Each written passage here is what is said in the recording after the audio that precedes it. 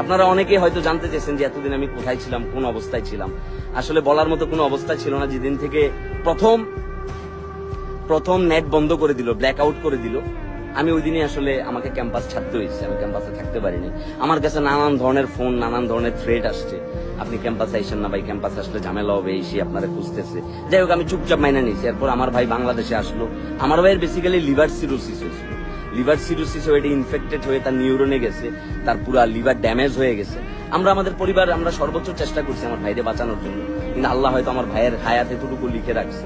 ঠিক আছে, তো আমার ভাইয়ের লাশ আনার পরে, দাফন কাফন করার পরে, তারপরও কি শান্তিতে থাকতে পারতেছিলাম না। এদিক থেকে ফোন, ওদিক থেকে ফোন। পরে ফাইনালি আইসা কি আমি আমার বন্ধুর বাসায় আশ্রয় নিয়েছি। আমার বন্ধুর বাসায় হচ্ছে কি আমি এই কয়দিন ছিলাম। তো আজকে যে এই যে স্বাধীনভাবে কথা বলতে পারছি, আজকে যখন কুমিল্লা বিশ্ব রোডে যখন গেছি, এই যে সাধারণ মানুষ যেমনি করে